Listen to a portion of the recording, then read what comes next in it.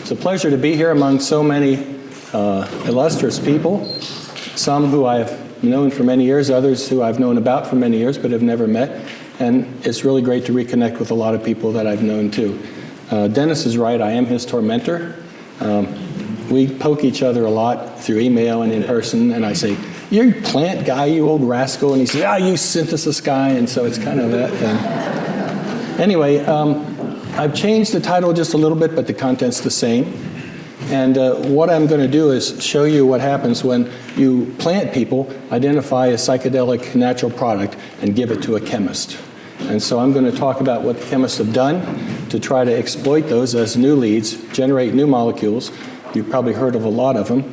A lot of the molecules I made in my lab have become research chemicals, which you can buy on the internet, some more dangerous than others. But anyway, I'm going to give you sort of an overview of kind of the things that I have mostly done.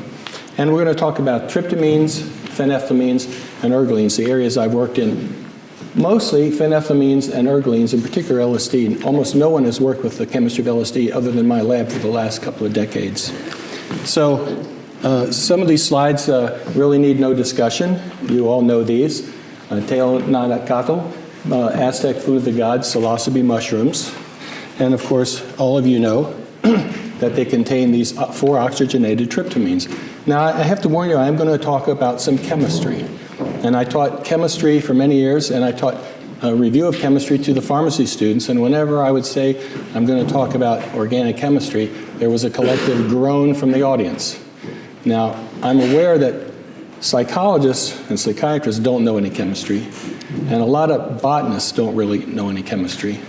But I'm sure you're a more educated group of botany-type people, so you know chemistry. Nevertheless, I will go through and try to explain things in detail so that you grasp what I'm talking about without, I put a bunch of dirty pictures up. That's what Sasha used to call them. Put a bunch of dirty pictures up. I didn't understand a word he said.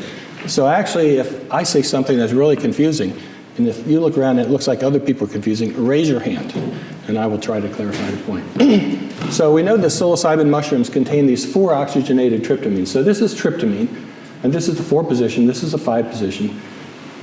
N-dimethyl, like you see in DMT. Everybody in here knows the structure of DMT.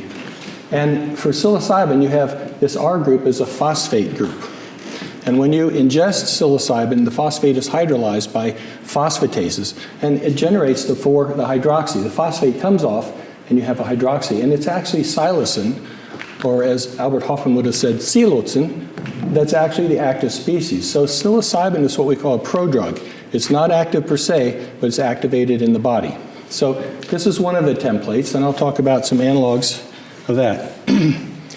And although Schultes maybe first discovered it, the person who really popularized these mushrooms was Gordon Wasson. Here's this 1957 Life magazine, Great Adventures in the Discovery of Mushrooms That Cause Strange Visions. And we knew for a long time that there were these mushroom stones all throughout Mesoamerica, and many of them were destroyed by an over-enthusiastic Christian missionaries, shall we say. But some of them did survive, and if you looked inside the cover of Life magazine, here you saw a picture of Maria Sabina and Gordon Wasson, the amateur mycologist who went down and had a session with her. And this magazine, this story really made a lot of people aware of these mushrooms. In botanical circles, of course, there was some knowledge of them, but for Life magazine, my parents used to subscribe to Life magazine, so this was a big deal. Now, how long have they used mushrooms? I was looking through the internet and I found this thing, and I'd never heard of this. Most of you have heard of Soma, this ancient Indian beverage that was supposed to give visions of paradise. There are hymns in the Rig Vedas written in praise of Soma, and nobody knows what Soma is. Gordon Wasson presented the case that maybe it was Amanita muscaria. But if any of you have ever tried Amanita muscaria, I haven't, but I know lots of people who have, you go, this ain't going to take you to paradise. So here's an ancient woolen embroidery that was found in a tomb. They excavated this tomb in southern China in 2009. And the tomb was from the 1st century BC to early century AD. But they say that this woolen tapestry was made much earlier. They don't actually know how it got in the tomb. And this represents a Zoroastrian scene. And because this was southern China, they think this may have been related to things that happened in India.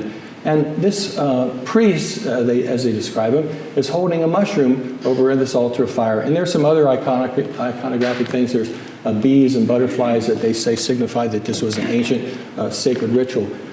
Psilocybe, and they say Psilocybe cubensis. I don't know if it looks quite like that, but it could. But it's a mushroom being shared.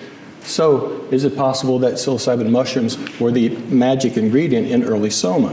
And I had never heard this before, so I was really intrigued by it. So it's possible. We drank the Soma, we became immortal, we came to the light, we found gods. It sounds a lot like a psilocybin mushroom experience. And what about the Eleusinian mysteries? It's been a continuing Western mystery as to what the kykeon was that they drank. They know the beverage had barley and mint in it, but you were killed if you talked about the ceremony. It was a ceremony that went on in ancient Greece, as most of you know, for 2,000 years. And any ancient Greek who had been privileged to participate in this could not have ever been convicted of murder. And it was just this amazing ceremony. It's kind of like a really magnificent bar mitzvah that people could participate in. And it was done in the village of Eleusis outside Athens. We don't know anything about it. But here's a scene from the Eleusinian Mysteries. Now, this is off the internet. I don't know if this is totally believable. But Persephone taking a mushroom from Demeter about the 4th century BC. Clearly, there are mushrooms being exchanged here. And the Eleusinian Mysteries were somehow related to worship of Demeter. So, again, we don't know what it was, but it's certainly possible that further investigation might show that the mushrooms, psilocybin mushrooms, were involved. So the history of this mushroom use goes back probably at least 2,000, 3,000 years, and maybe even further. So they've been sacred for a long time. We recently rediscovered them, but they've been around for a lot longer than what we've known about them. Now, this picture, I think, where's Donna? Is this your artwork? No, that's from the golden guy. Oh, no. Well, anyway, and I can't pronounce this word because I'm not a botanist, but they contain primarily bufotenine. And I've always been under the impression that bufotenine was not active, but I understand more recently that high doses of pure bufotenine are psychoactive. The effects are not particularly like psilocybin. They're not really a classic psychedelic, but they're active. And this is a major component in snuff made from the seeds of these Anadenanthera pods. Is this yours, Donna? Oh, well, sorry. Urema or Mimosa hostilis has a lot of DMT in the roots, and I have been aware of many people who have taken those roots and extracted DMT out, and it's a major source of DMT. And we all know what DMT is. And I don't need to even say anything about this. Everybody knows what this is, right? Phenesteriopsis caapi, Psychotria viridis, and of course, the mixture, the admixture boiled to make ayahuasca or huasca. And of course, DMT in the Psychotria viridis is presumably the active species. If you don't have it in there, it doesn't really have its magic. And then I put this in because I've heard of a lot of people smoking toad venom. And this is Bufo alvaris. It secretes 5-methoxy-DMT in the parotid glands. This is 5-methoxy-dimethyltryptamine. So like psilocybin, psilocin, DMT, we've got this dimethyltryptamine structure, and we have a 5-methoxy. In my opinion, 5-methoxy-DMT is probably one of the most, if not the most potent psychedelic in terms of the effects it produces. And anyone in here who has smoked 5-methoxy-DMT would probably agree with that. Again, it's a 2-ring indole nucleus. This is called indole. It's the basis for serotonin, the tryptamines, LSD, 2 carbons away from a basic nitrogen, and N-dimethyl is what we see naturally, and a 5-methoxy. You really need either a 5-methoxy or a 4-oxygen here to get activity in these compounds to make them orally active, or to make them active. Oral activity comes with the 4-hydroxy, and I'll tell you why we think that works. So this should be an alpha beta, but I have a PC, and unfortunately Dennis uses a Mac, and my son uses a Mac, and we went through, this is the only thing that screwed up. This should be an alpha and a beta symbol, and I said, if that's all it is, Dennis, it's not a problem. So how can we modify the tryptamines? So again, this is what happens when you turn a tryptamine over to a medicinal chemist. You know, we say, well, you know, we got to make it more potent. We have to make it last longer. We have to improve it in some way. And I don't know that we actually do that very often, but at least we try. So there are at least a couple of places that we could talk about. Presumably, we could substitute things over here on this ring. You can't put anything over here. If you stick something here, it makes it an antagonist. It's inactive. So we could look at a 4-oxygen or a 5-oxygen. If you move anything here to the 6 or 7 position, the compounds are inactive. So there isn't really a lot of structure-activity work on these tryptamines because when you start putting substituents over here, they're not active. So a 4-oxygen or a 5-oxygen for aromatic ring substitution.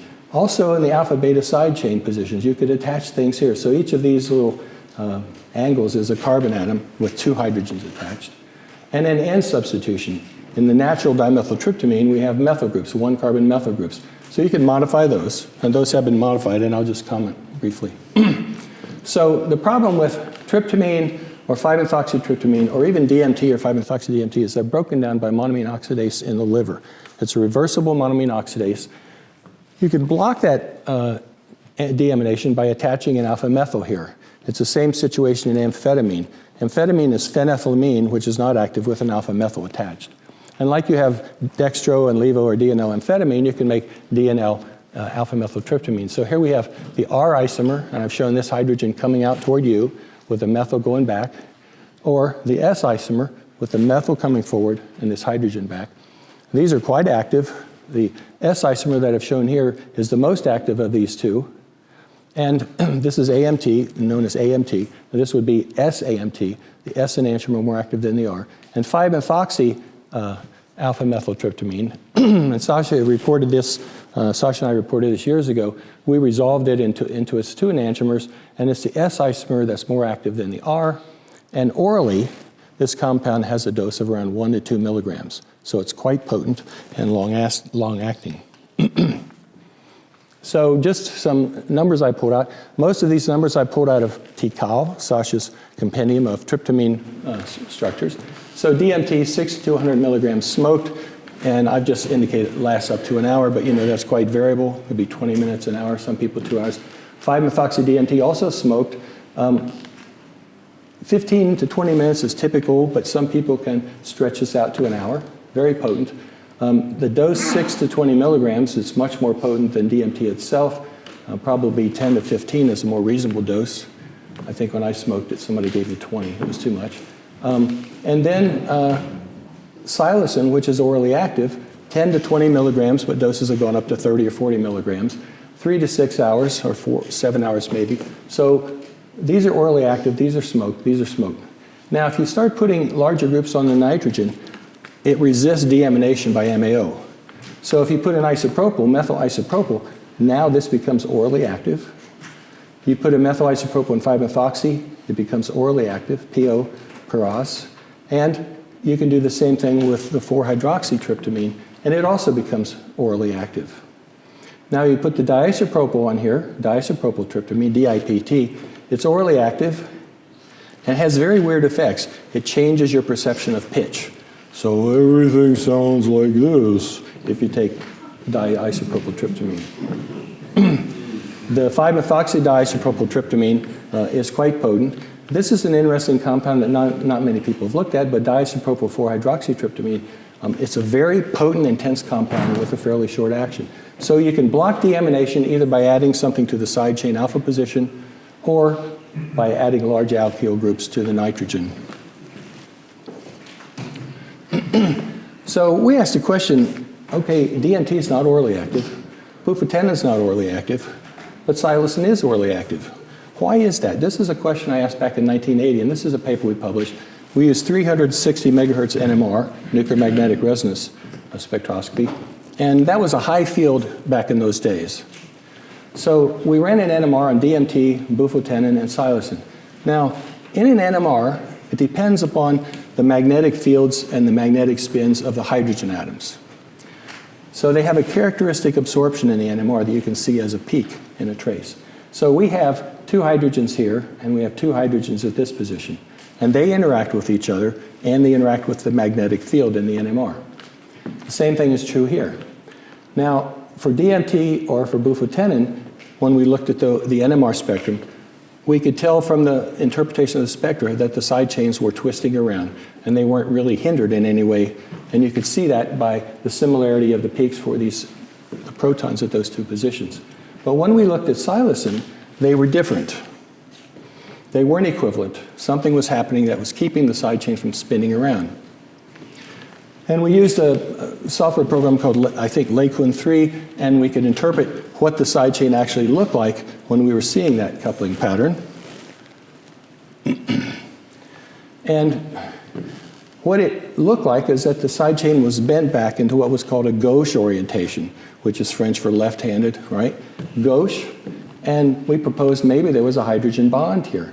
So we went ahead and we measured the basicity and the log P, the partition coefficient, of bufotenine and psilocin. Now, the pK is the pH where the nitrogen is half ionized. So at pH 9.67, at physiological pH, you have this nitrogen being protonated. Amines don't circulate through the body as free bases. They circulate as protonated forms because of the pH of the plasma, 7.4. Well, when you look at psilocin, the pK dropped to about 8.5, dropped more than a log unit lower. So psilocin is less basic. Now, this pKa depends upon the ionizability of this nitrogen, and that depends upon the pair of unshared electrons. I hope that doesn't shock anybody, but there are unshared electrons on the nitrogen, and that's why amines are basic. It's that pair of unshared electrons that makes them basic. An acid gives off a proton, a base sucks up a proton. So we've got this electron pair. Well, now, if we have an electron pair and we have hydrogen bonding to the electron pair, that's going to make this so that it doesn't have to ionize in physiological pH because it's stabilized by that hydrogen bond. Now, what's the partition coefficient? In principle, if you take a flask and you put in some octanol, which is what people use, normal octanol, it's a C8 alcohol, and some buffer, and you put in the compound, you shake it, you measure the concentration in the octanol and the water, and that approximates what happens in the body. So a log P here, and this is the log of the partition coefficient. A log P of around 3 is a drug that gets into the central nervous system pretty readily. The log P of mescaline is less than 1. The log P of bufotenine is about 1.2, but the log P of psilocin is 1.45. Now you're getting into a range where it can penetrate into the CNS. That's also important because of the ionization. If this is highly basic, it'll be solvated with water, and it can't get through the membrane if it's got water associated, so it has to desolvate. So the presence of this hydrogen bond can compensate for the lack of solvation, and so it also would facilitate its partitioning into the brain. So we modeled that, and this actually, this is from a software that I use called Spartan, and it'll minimize right around so this nitrogen is right next to the hydrogen. So there is a possibility of that hydrogen bond. It's not something we just dreamed up. It actually computationally shows up. So why is psilocin active orally and bufotenine is not? A number of factors. That intramolecular hydrogen bond lowers the basicity of psilocin, so it's less protonated in plasma, and we have actually 48% of the unprotonated psilocin in plasma at pH 7.4, which is a physiological pH. Whereas for bufotenine, it's about 0.5% free base. So you have much more of the unionized free base that's necessary to partition into the brain with psilocin than you have for bufotenine. Only unionized species can partition across membranes. So this, we have 48% of free base, that's 52% of the ionized. That has to lose its ionization to partition into the brain. But you have 99.5% of the bufotenine that has to be deionized to get across. So amines must be desolvated, and the intermolecular hydrogen bond compensates for that. And that's reflected by a higher log P of psilocin of 1.45 versus bufotenine 1.2, so it's more lipid soluble. And these are all experimental measures. We didn't just calculate these, we actually measured these. And the other thing that you have to realize is the mechanism of monoamine oxidase deamination involves access to the electrons on the nitrogen. And I'm not going to spend any time on this, but this is a cofactor that's necessary for the deamination. Of monoamine oxidase, you have a cofactor and you have the amine. There are two mechanisms proposed. One is a single electron transfer, one's a nucleophilic mechanism. Whatever you call it, what it means is this is the electron pair, if you can see that, that would be on the DMT. We'd have two methyls here, but it has an electron pair, and it would attack the cofactor, and you get intermediates that eventually lead to this iminium that then falls apart in water and gives you the deaminated species. If you go with this nucleophilic mechanism, you have both electrons attacking. You again have the mechanism that leads to this iminium, and it breaks down. So all these things come into play, and in addition, the mechanism of monoamine oxidase involves the attack of those electrons on that cofactor, and those electrons are being hydrogen bonded by the OH of the psilocin. So this is a unique molecule. It has everything going for it to penetrate into the brain and have high lipid solubility. So that's why psilocin is active. Bufotenine is not. None of those things happen. It doesn't form that intramolecular hydrogen bond. The pK is high. It's a highly ionized. So just to give you an idea, I think you heard Chris McCurdy and other people talk about affinities. With respect to affinity, this is the concentration that gives half saturation of the receptor. So the Ki, or Kd, is a measure of affinity for various tryptamines. LSD is 0.4 nanomolar. That means 0.4 times 10 to the minus 9th molar. That's a concentration. At that concentration, 5-HT2A receptors are half saturated with this ligand. So 5-methoxy-DMT, about 8, psilocin 10. This methyl isopropyl, which for some reason got the name foxy-methoxy, 17. A diethyltryptamine, 65. DMT, 75. Methoxy diisopropyltryptamine, 5. And serotonin, 11. These are single-digit nanomolar numbers, and they're all fairly potent. DET and DMT are going up there a little bit. But these are the kind of range of affinities you see for a tryptamine that's CNS active, low nanomolar digits for the most part. And it generally, these represent affinity, but these all turn out to be agonists, so they activate the receptor. That's the other part of it. I'm not going to talk about that, but they all activate the receptor. So that's my tryptamine review. We should get through this. So what about phenethylamines? Well, they found samples of dried peyote in a cave in the Rio Grande that were carbon dated to 3700 BCE, so that means these are almost 6,000 years old. And the only reason the peyote was in the cave is it had some sacramental use. You don't put peyote in a cave where people are being buried. And that's got a phenethylamine, which you're all familiar with, mescaline, 3,4,5 trimethoxyphenylethylamine. You notice kind of a pattern. For tryptamines, we have the indole nucleus. We have two rings attached together, and then again a 2-carbon piece off to the nitrogen. And this trimethoxy is characteristic of mescaline. Not a very potent compound, but the prototype. So you see this, you go, okay, this molecule we can modify. We can do lots of things. We can change these methoxys. We can change their orientation. We can do things in the side chain. So don't give a medicinal chemist this molecule. This should say alpha beta. You can modify the alpha and beta parts of the side chain. So what can we do? Aromatic ring substitution. Do you need all 3 of the methoxys? Do they have to be in those 3 places, or can they be someplace else? Do they have to be methoxys? And this has to be a 2-carbon like the tryptamines. That's a template in nature. Neurotransmitters, these bind to neurotransmitter receptors, and these neurotransmitters are made from amino acids. And they have 2-carbon side chains. They have a carboxy here, and then it's decarboxylated. So the 2-carbon is necessary for activity. It turns out with mescaline, you can't put nitrogens on there, like dimethyltryptamine is dimethyls. You put a single methyl or dimethyl on a phenethylamine, you kill its activity. We don't know why. We still don't know why. But you can't modify it there. But you can modify the ring substituents, and you can do things to the side chain, and we've done both. And I'll give Sasha credit for making a lot of these compounds. And there were a lot of templates. These are essential oils. Sassafras, saffrol. This is the precursor for MDA, MDMA. Even if you buy a methylene-doxybenzaldehyde, they made it from saffrol. Maristacin, you can see, is a template for methoxy-methylene-doxy. Sasha made a phenethylamine out of that. Here's Elemicin from nutmeg, the trimethoxy. This is the basic starting material for making mescaline.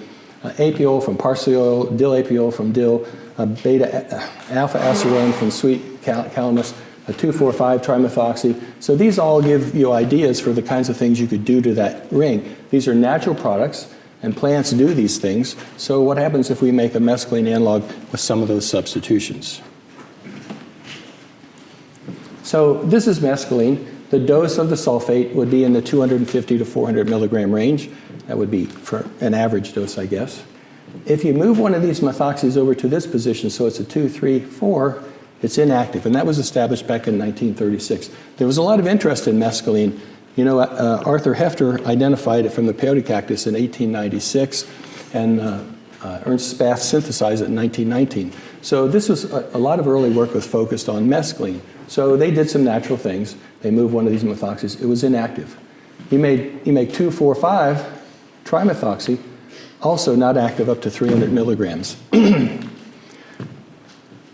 If you put things in the para position, though, that are more hydrophobic, more lipid-like, you start seeing activity. So we made escaline, this molecule here, by changing this single carbon methyl to a carbon ethyl group. We called that escaline, and it's about 10 times the potency of mescaline. We extended that out to a propyl group and called that proscaline. So we changed this single carbon to a 3-carbon chain, proscaline. It's also about 10 times the activity of mescaline. So that increased activity, and 2,4,5-trimethoxyphenethylamine was not active, but if you put a methyl in the 4 position, the position on the opposite side of the ring from the side chain, now you get something that Sasha Shulgin called a no-calorie martini. 10 to 15 milligrams orally active, quite a bit more potent than mescaline, not really a psychedelic, and it has a very kind of gentle intoxication. Put a bromine there. This compound is called 2CB. I'm sure many of you have heard of 2CB. It's also orally active at 8 to 10 milligrams. And so if you extend this out to other things, iodine, 2CI, put a sulfur there with a methyl thio or something, you get a whole series of compounds called the CT series. And they're all orally active, mescaline analogs, but with a hydrophobic substituent here, a more lipid-like substituent here, and this methoxy at the 3 position moved over to the 2 position. Now you can also put an alpha methyl on here like you can do with amphetamine, and if you do that, you get activity in things that are not active in the phenethylamines. So here are some affinities, again at the 5-HT2A receptor. You see, I talked about single-digit affinities. Mescaline affinity is about 1,500 nanomolar, 1.5 micromolar. Escaline, 600. Now this is TMA2. This compound has the 2,4,5 substitution pattern that you saw in the phenethylamine, which was inactive. But now when you make an alpha methyl, it's active. So presumably there's a deamination mechanism occurring with these depending on the substitution pattern. Mescaline itself apparently is not extensively deaminated, so it's orally active. But for simple phenethylamines, unless they have this hydrophobic substituent, they are. So there's something about monoamine oxidase that doesn't tolerate these hydrophobic substituents. So here's DOM, STP, first unleashed on the world in 1967 in Haight-Ashbury. Overdosed a lot of people with 25 milligram tablets. 6 nanomolar affinity for the 5-HT2A receptor. DOB, a compound that I made when I was a graduate student, Sasha made it about the same time, 0.7 nanomolar, a potent compound. It's got a bromine here, again the alpha methyl. Aleph-2, it's got a sulfur here, and again, 2-carbon chain. 2,5-dimethoxyamphetamine, which is the 2,5-dimethoxy, is not active, at least not at reasonable doses. But add on something to the pair position, and you get activity, DOB, DOM. 2CB, 0.9 nanomolar, 2CT2, 0.8 nanomolar. And then compounds that we made in attempts to find out how these molecules were binding. This compound, TCB2, 0.7 nanomolar, is a potent psychedelic. It's commercially available from Tokris, and I'll talk about that later on. And then a bromo-fly. That's a compound that also appeared as a research chemical, a quite potent compound, 0.3 nanomolar. So this is really getting potent. And these all started by manipulating the structure of mescaline. Again, don't you guys give a synthetic chemist biologically active compounds. So some years ago, I got a snail mail letter, this is in the days before email, from a guy named Miroslav Trampota, who was in Czechoslovakia. And he said, you know, I made this compound, and it was quite active. Well, I thought, that's interesting. Because if you look at the 2 methoxy groups, if this is DOM, this is a methyl, and these are methyls, this is a dimethoxy methyl, those methoxys can twist around.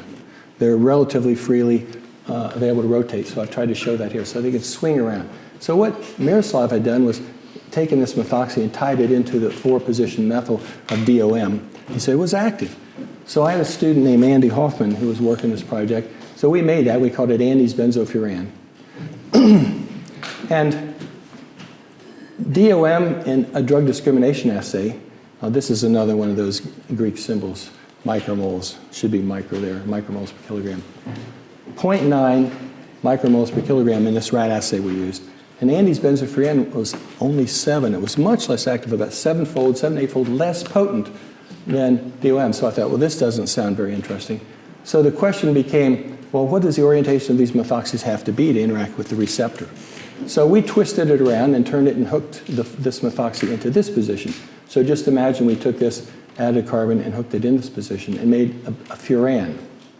And Scott Snyder did this work, so this was called Scott's benzofuran. And what you see is Scott's benzofuran is actually a little more potent than DOM, 0.6 versus 0.9. So it takes less to have an effect, so it was more active. So if 1 was good, maybe 2 is better. So we made bromo-fly, and the ED50 in this assay was 10-fold more potent than SBF, 0.06 micromoles per kilogram. So this is really an active compound. And I'll say a little bit more about that later on. So we established these methoxys when they bind to the receptor. Probably this one's turned up this way, and this one's probably turned down this way, because those oxygen atoms have electrons that interact with amino acid residues in the receptor. And so they have to be oriented in particular ways so those electrons on the oxygens can interact with the serine or threonine amino acid.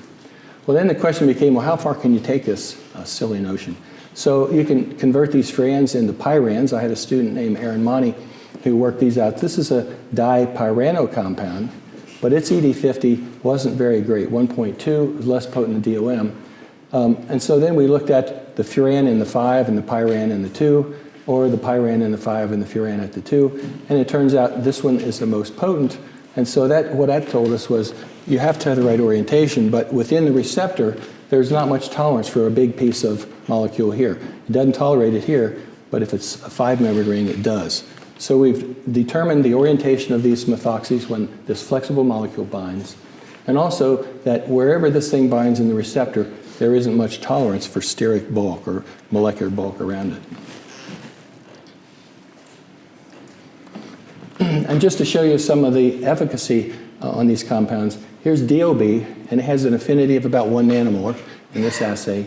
And its ability to activate phospholipase C, which is one of the signaling pathways that's coupled to the 5-HT2A receptor, the concentration to activate that pathway to 50% of the maximal is 35 nanomolar, 35 times 10 to the minus 9th molar. When we lock both of those methoxys into furan rings, the affinity about doubles. We go down to about 0.5 nanomolar. And now the EC50 goes from 35 down to 8. It's about fourfold more potent at activating the receptor. And then I had a student named Matt Parker who said, you know, we could put double bonds in here and make this whole thing really 1-3 aromatic rings all planar. And that's called bromo-dragonfly. Another compound that escaped from the lab and actually killed people because it was so potent. The Ki here is 0.04 nanomolar. Its ability to activate phospholipase C, the EC50, is 3 nanomolar. And when we ran assays in rats, it had twice the potency of LSD in our rats. So this was a really potent compound. I think we've really optimized what the receptor is looking for in terms of a phenethylamine, but I wouldn't say these are really ideal. This is a really toxic molecule. This is a long-acting molecule. But we've defined the nature of that receptor site, what it's looking for with the phenethylamine. We've never had a crystal structure yet, so we don't really know how it binds, but hopefully that'll come. So the other thing we did, we made a lot of what I'll call rigid analogs. So the phenethylamines have a floppy side chain. So when it binds to the receptor, there were ideas that it bound like it was completely flat, like LSD is a completely flat molecule. So we thought, well, does it bind when it's completely flat, or is it in some other orientation? So here's the side chain, and it's out of plane, in a plane like that. And we made a bunch of analogs where we tethered that. So this is a cyclopropane ring, we made a cyclobutane ring, we made aminomethyl. We made a whole bunch of different derivatives trying to map that out, because in medicinal chemistry, if you make a rigid analog and it recapitulates the activity of the flexible molecule, you can infer that it binds like the flexible molecule. So we came up with this one, TCB2, which I've mentioned earlier. This is a rigid molecule that has the side chain permanently locked out of plane. So the plane of this aromatic ring here with the methoxys, if you imagine, is flat. the side chain is in a plane basically perpendicular to the plane of the ring. And this really proved that they couldn't bind in an orientation like LSD. We got a crystal structure of that, and then we made these N-BOM compounds, which have come out, which we worked on in our lab, these N-methoxybenzyl. We got a crystal structure of the active compound that we synthesized, which was an analog of the N-BOM, and it had an orientation like that. And if you look at this, here's the aromatic ring. Here are the 2 carbons going out to the amine in the side chain, and of course it's got all this other garbage attached to it. But there's the side chain, the 2 carbon to the nitrogen. Here's the 2 carbons to the nitrogen. So if you superimpose these, what you come up with is sort of a consensus structure. They bind, phenethylamines bind to the receptor in such a way that the side chain is probably out of plane if we use those 2 crystal structures by about 60 degrees. We have an amine binding site. That's pretty well understood to be an aspartate in helix 3 of the 5-HT2A receptor.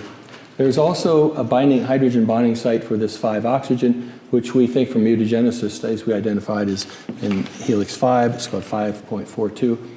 We don't know where the 2-oxygen binds.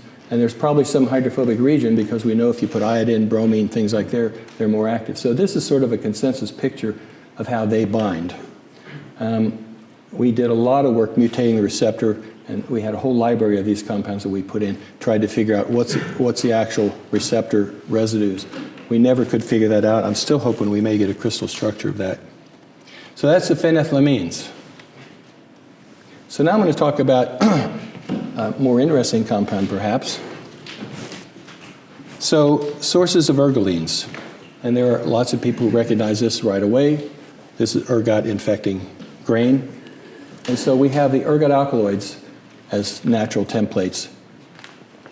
So for ergot alkaloids, if you take off these R groups, the amide-type ergot alkaloids, ergotamine and so forth, are attached to peptide moieties, cyclic peptide moieties up here. There are some simpler ones, but basically there's a whole family of ergot alkaloids that are of the imides. And there's chanoclavines and other things that don't have the imide, but these are the interesting ones. And these ergot alkaloids have been known for a long time, all the way back into the Middle Ages. So Claviceps purpurea and rye, these are the sclerotia, which are the dormant form of the fungus. After they grow, they become dormant, and then under conditions where they can grow again, here's one of those sclerotia, which is actually sprouted out the fruiting bodies. So although these ergot sclerotia don't look like fungi in the typical sense, given a chance, they'll sprout out and look just like typical mushrooms, toxic mushrooms. Claviceps grows on a lot of different pasturages, tall fescue, Claviceps paspale on Dallas grass. And in years gone by, bread made with ergot-infected grain would lead to ergotism. So during the Middle Ages, an epidemic of ergotism killed more than 40,000 people because these ergot alkaloids are really toxic. And the natural ergot alkaloids produce vasoconstriction. They constrict the blood vessels in your fingers and toes. If you've ever seen gangrene, this is what it looks like, fingers and toes. It constricts them for a long time. The tissue becomes anoxic, necrotic, and turns black and dies. So people with ergotism, if they survive the ergotism, would be having stumps of fingers and stumps of toes. Here's a picture showing someone who's eaten some infected bread and has ergotism. Gangrene of the extremities, nervous spasms, burning sensations, hallucinations, and temporary insanity. There's actually a woman who did her PhD thesis in psychology suggesting that the Salem witch trials were related to weather such that the grain that year had a lot of ergot in it. And a lot of the people in Salem were suffering from ergot poisoning and having hallucinations. It's certainly possible. Hallucinations, and this burning, this is the gangrene in the extremities felt like their fingers and toes were on fire. This was called St. Anthony's fire, and St. Anthony was the patron saint of people who suffered from ergotism, which in the Middle Ages was common. They didn't understand you had to go through and pick all these black sclerotia out and get them out. They just ground it up and made the bread. So it was really a problem. Now, ergolines also occur in other species. Here's Ololuiki, if I pronounced that right, Turbina corymbosa. It was used by the Aztecs, I believe, when the mushrooms weren't fruiting and weren't around, the seeds contained lysergic acid amide, or ergine. This is Hawaiian baby wood rose. They have great big seeds. They actually have more ergine than these do. Morning glories, heavenly blue morning glories, Ribia corymbosa, I think. And when I was going to college, when I found out about morning glory seeds, we went over and bought a couple ounces from the seed store, and I bought them for somebody else. And then he wanted some more, and I went back a month later, and all the seeds had this pink antifungal stuff on them. So what happened to these morning glory seeds? Oh, that's an antifungal agent we put on to keep them from getting infected with fungi. When in fact the seed companies knew that people were grinding the seeds up and taking them to get high, so they put that on to make them bitter and make people throw up so they wouldn't use them. Lysergic acid amide is weakly psychoactive. So LSD, 1/10 of a milligram, is quite potent. Ergine, 1 milligram, 2 milligrams, and it doesn't recapitulate the effect of LSD, but it's psychoactive. So you grind up the seeds of Turbina corymbosa or Hawaiian baby wood rose, and they do have lysergic acid amide in there. Now, whenever I talk about LSD, I like to present this slide because a lot of people don't know this. LSD was an amazing molecule, amazing discovery. We know, I mean, we're still talking about it how many years later. It really changed the world, and I contend that if LSD had never been discovered, well, we wouldn't be here, for one thing, probably. We'd be someplace else. But I contend the world would look very different. Art, music, I mean, think about all the art and music that was sprouted in response to LSD. So it's an important molecule, but it has another importance that most people don't realize.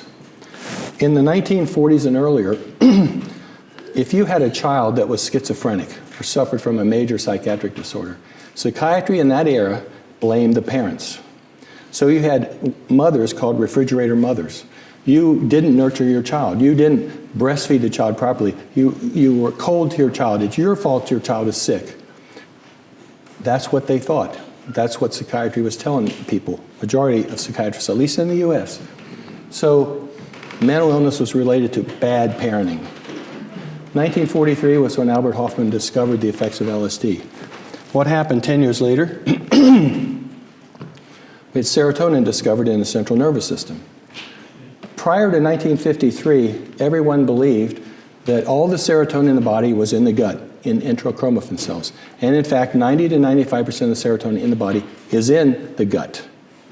So a woman named Betty Twarog went to Irwin Page's lab at the Cleveland Clinic, and she had developed an exquisitely sensitive assay for measuring serotonin using a contractile muscle from an edible muscle called a quahog.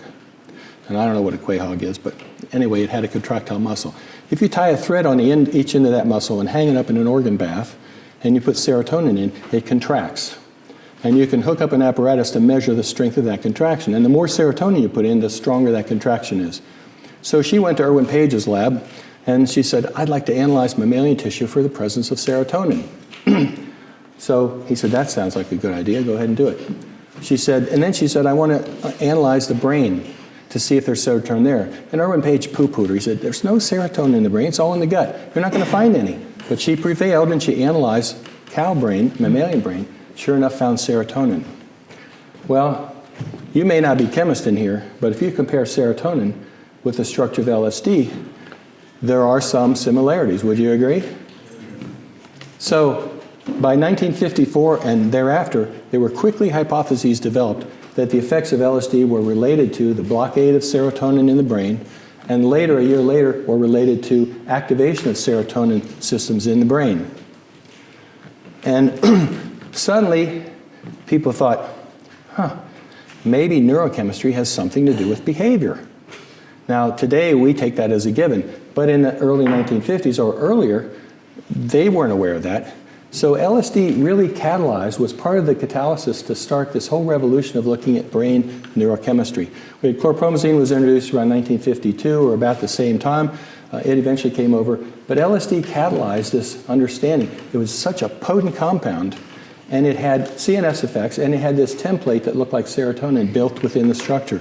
So obviously there was something with serotonin. And I've gone back and looked at the National Library of Medicine, searched on serotonin those early years. And up until 1954, 55, all you see are publications talking about serotonin in the gut, the role of enterochromaffin cells, serotonin in platelets and blood serum. You don't see anything in the brain. And then a couple years after this, you start seeing papers appear, and then they rapidly escalate in publication rate. This really began the revolution looking at serotonin in the brain, which led to, whether for good or bad, SSRIs, triptans for migraines. All the serotonergic drugs that work in the brain probably would not have been discovered nearly as quickly had LSD not been discovered. So a lot of people don't know the importance of LSD from that perspective, so you know it. Now, how can you modify LSD? Almost no one had worked with lysergamides since really Hoffman back in Sandoz. A few other people had. And the reason is this is a difficult molecule to synthesize. If you want to talk about modifying it, modify over here, forget it. You can modify this, nobody had done much of that, and you could certainly modify things up here. So when Albert Hoffman was at Sandoz, I don't know how many lysergic acid amides he made, at least 57 because there was an LSM 57, LSD was 25, so at least he gave it a code for representing its name and then a number. So we know he made probably at least 57 and probably more, and looked at all these, and none of them had activity like the diethyl. And we synthesized a library probably of 25 of those in our lab and looked at their activity. Nothing approaches the potency of LSD. Those diethyl groups are really special. We've made all kinds of things up here. And then nitrogen here, the N-methyl that you see in the natural ergolines, we plucked that off. Some Japanese people had published on some substitutions, so we followed their procedure. We put ethyl, propyl, butyl, allyl, a whole bunch of things here, and actually came up with compounds that were more potent than LSD, and I'll talk about those in a minute. So with respect to that as a template, you can modify here, doesn't get you very far. Modify here, you get some interesting compounds, and you can't put things over here. In fact, the synthesis of lysergic acid, the total synthesis of lysergic acid for natural products chemists was kind of Mount Everest. You really cut your chops if you could do a total synthesis of lysergic acid. Kornfeld's synthesis in 1956 was a tour de force. It took up many pages in the Journal of the American Chemical Society, and that was kind of a classic. And there have been many syntheses published since then, but none of them are practical on a preparative scale. The best way to get these compounds is still from ergot fermentation, submerged fermentation. So, this is the slide, Dennis. Okay, we'll see. I'm gonna So how did we test these molecules? From the time I started my graduate work in 1969, I did my graduate study on psychotomimetics and then continued on all the way through to the present. We had to use animal models, despite the fact that I had uncounted numbers of graduate students that volunteered to test my compounds. So we learn about physiology by using drugs that perturb physiological systems. So if you want to know what the beta-1 receptor does in the heart, you give a beta-1 agonist and you see it speeds up heart rate. You give a beta-1 antagonist, slows heart rate. So if we want to study consciousness, wouldn't it make sense to use compounds that perturb consciousness? And that's the basic driving hypothesis of what we tried to do, to generate tools that we could use to study consciousness, to perturb brain function. Now, this may or may not work. Let's see. This is Sasha. Many of you knew Sasha Shulgin, or was at least aware of him. So, you know, the way he tested things, he made them himself and tested them small doses and up to a point where he either found something or he didn't. And then his wife, Ann, he'd go to Ann and say, Ann, I got a really interesting compound. It was active at 25 milligrams, and you know, I think 10 milligrams for you will start. And so then she'd try it, and oh, Sasha, this is a marvelous compound. So, so they had a whole bunch of people that were professional people, functional people with jobs. They weren't hippies. And so every now and then, they'd all meet at one person's house, and Sasha would say, I've got a new molecule, Ann and I have tried it, and we think it's really interesting, and we'd like you all to try it. And so then the group would try it. Now, those of you that have PCAL or TCAL, he has in there the doses that were given, the dose ranges, and some descriptions for each one. He could do that, but I couldn't. But his work was really important because if we had an animal model of hallucinogenic activity, how would we know it was valid or not? Oh, well, Sasha tested in humans for the ones we had. Let's go look and see if it was active in humans, and then it was active in our rat model. It would be some validation that our model was at least correlative, if not predictive. And how did we do that? Now, don't anybody laugh. So we used a procedure called drug discrimination. I'm going to explain. I have enough time to explain this carefully. So this is an operant chamber, and it has 2 levers in it. You start out with a chamber with only 1 lever, and you have that lever so that if a rat presses it, it delivers a 50 milligram sucrose pellet. It's a 50 milligram rat candy. Now in the wild, rats don't press a lever. So you first have to teach them how to press a lever. It's called shaping. So you put the rat in here, and rats, like all rodents, are very exploratory. They'll go all around. He'll stand up on these bars. He'll sniff up to see what's happening. If he stands on that bar, there's a click because there's a solenoid that delivers that. And then his food pellet comes down. He sticks his nose in there. Yum, yum, rat candy. So he wanders around some more. He steps on it again. Bang, another food pellet. Pretty soon he learns that whenever there's one of those levers sticking out, if I step on it, I hear a click and I get a candy reward. So then we kind of play trickster with him.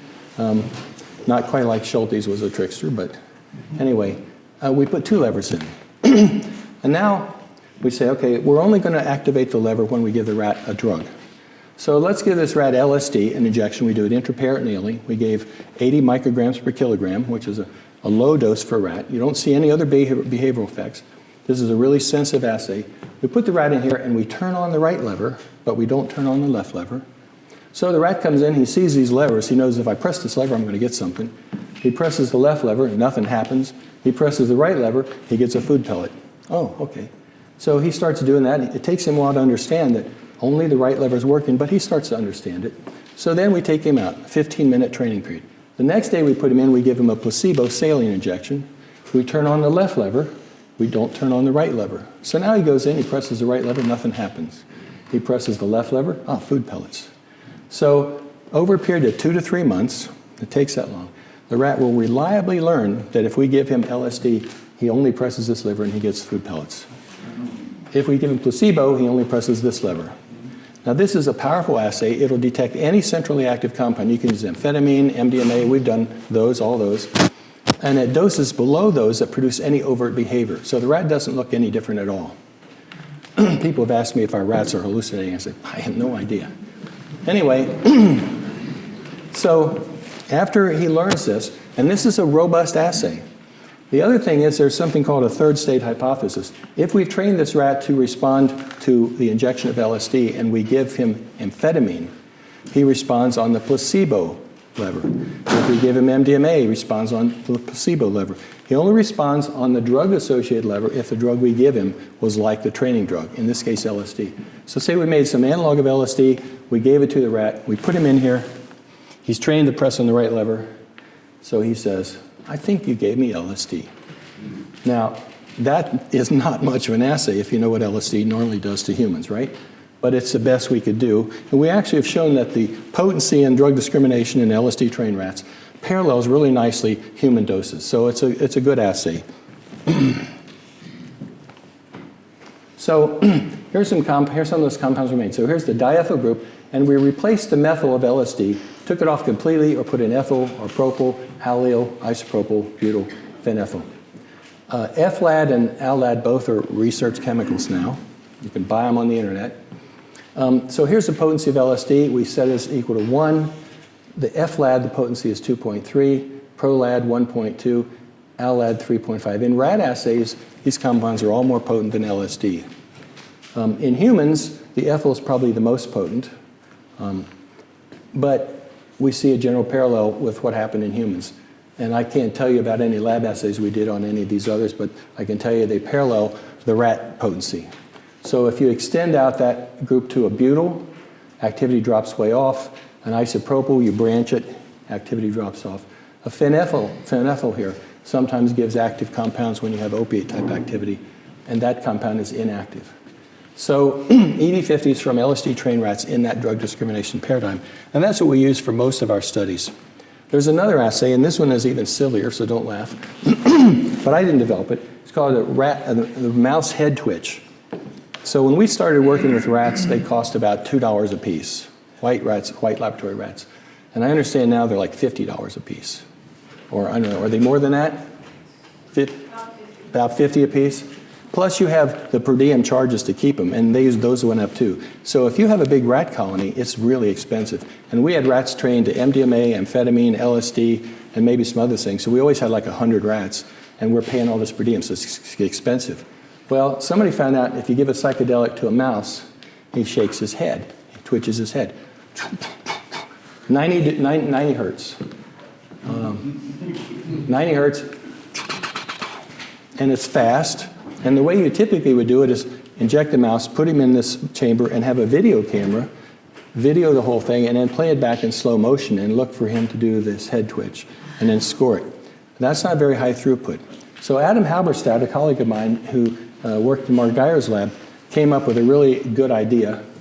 He took a magnet, a really high Tesla little magnet, one of these things that you stick on the refrigerator you can't get back off, opened up the skull, glued that magnet with bone cement to the skull, opened the scalp, glued it to the skull of the rat. He's under anesthesia, he doesn't feel anything. Suture him back up, put some antibiotic in there. He's fine, he's happy. The magnetic field doesn't bother him. Once he heals up, Adam put him in a glass tube with copper wire wound around it. So when he shakes his head with that strong magnet and the field goes through the copper wire, it generates a current. And you can filter that out. This is the head twitch, the actual unfiltered head twitch. This is what it looks like.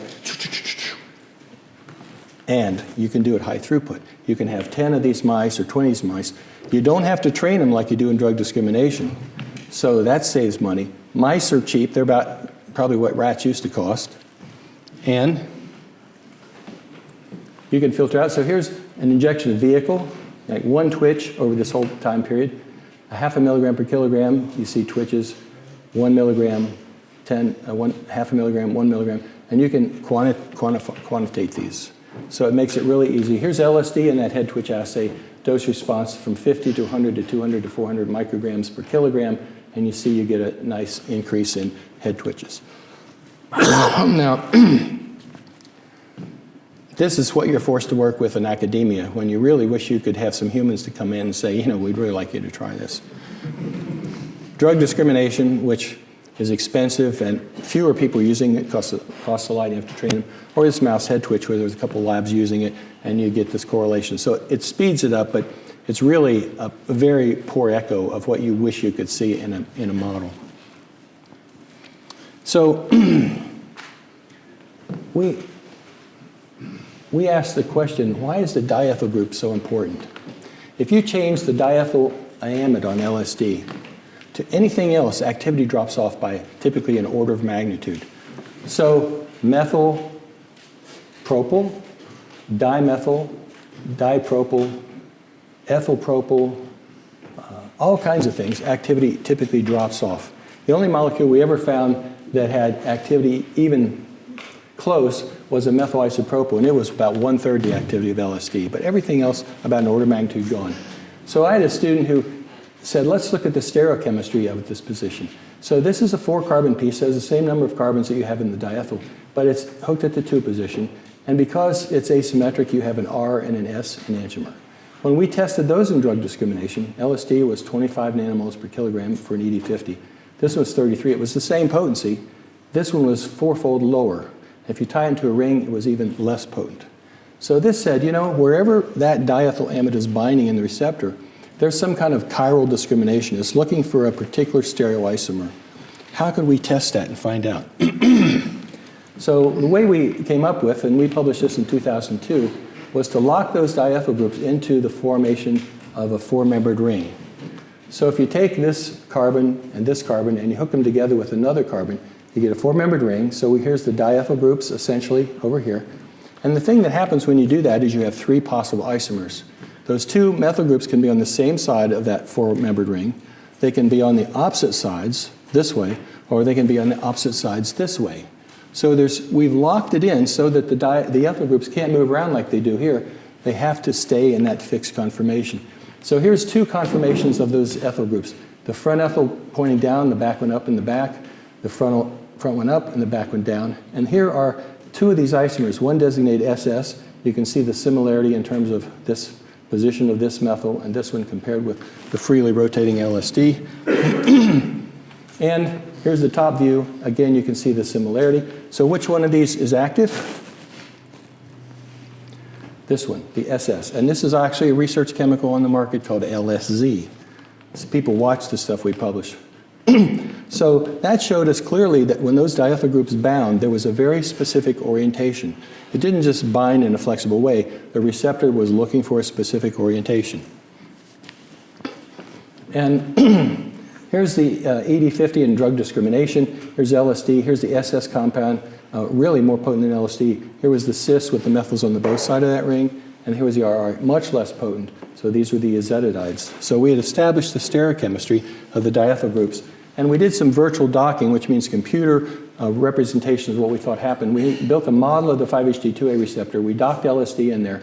And what we noticed was there was a piece of the receptor that connected the top of helix 4 to the top of helix 5. And there was a leucine 229 that looked like it was right there next to the diethyl groups. Now, I don't know if you know much about GPCRs, but there are 7 transmembrane helices packed together. And so they go in the top, up the bottom, in the top. So there are loops that connect the top and the bottom. This was the loop that connected the top of helix 4 to the top of helix 5.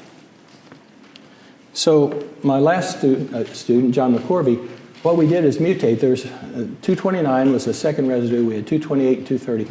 In the wild-type receptor, it's a leucine, and an alanine. We mutated those to valine, serine, isoleucine, and asparagine. And if you look at the effects on affinity, without trying to analyze this, basically what we found was the mutations had a similar effect to the SS as it had to LSD. So that was the most similar. And again, it looked like 229 was an important amino acid residue. So in January, we published the crystal structure of LSD and the serotonin 2B receptor. The first time LSD has been published in a crystal form of any receptor. And this is a rendering, a van der Waals rendering of what that receptor looks like from the top, from outside the cell, looking in. These all have the hydrogens. I'm just showing them as gray. Here's that extracellular loop 2, leucine 229. Here's LSD in the red, peeking out from below. So here it is, and this is the loop, and you see that leucine actually bends down and kind of packs in or wedges in next to the LSD structure. Then we had Ron Droyer do molecular dynamics simulations. So molecular dynamics are a computational procedure where you essentially, through mathematics, you heat the receptor up so all the atoms are vibrating, and then you cool it down and it falls into a certain position. You do that over and over until it reaches an equilibrium point. So he did simulations with the wild type. This is the 2B receptor. And then we took the mutation, we mutated that leucine 229 to a smaller alanine. So it was much smaller. And what you see is in the unliganded wild type receptor, there's no LSD in there, or with LSD, the percent of time that that loop is open and gives access to the inside of the receptor is 1 or 2%. But when you mutate that to an alanine, a smaller residue, now it's open about 13% of the time. So, and this is flexibility. So again, the red is the alanine mutation.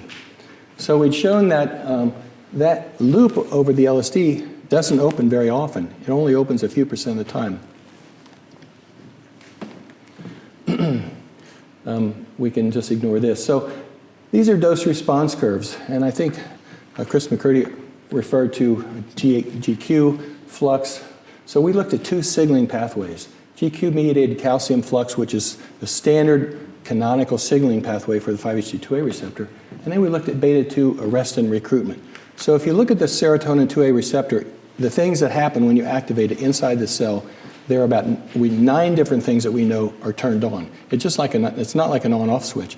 There are lots of different signals that are turned on.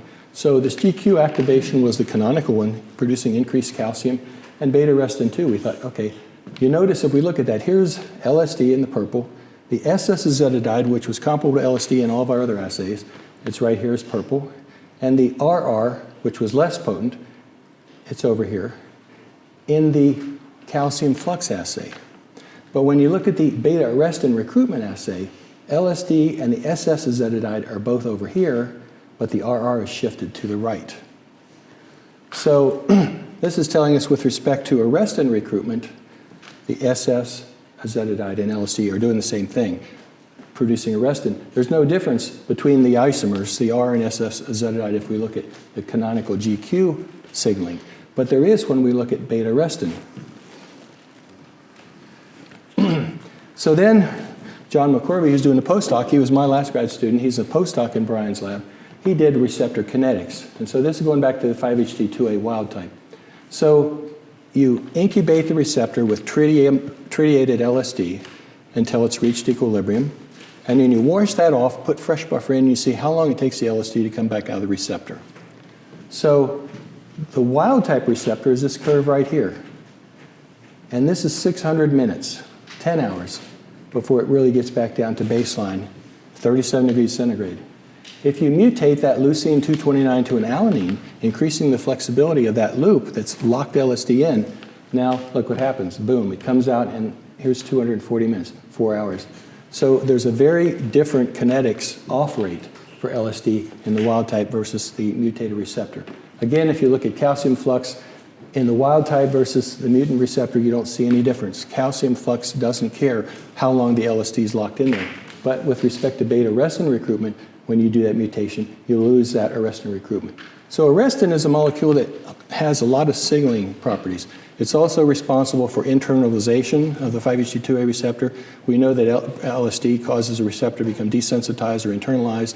We also think we've got studies that are unpublished that indicate that this arrestin recruitment is also related to some of the behavioral effects of LSD. So what we basically can say is when LSD gets inside the receptor, it takes a while to get in, but once it gets in, it takes a long while to get back out.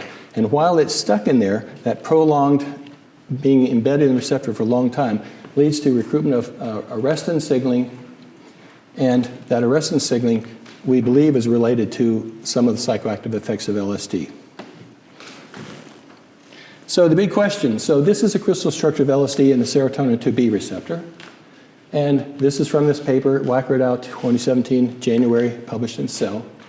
So the question was, we predicted, this is the conformation that's actually in the crystal structure. We predicted with those azetidides a particular conformation. Does that agree with what we found experimentally? So we published that in 2002. This is 2017. So that's 15 years.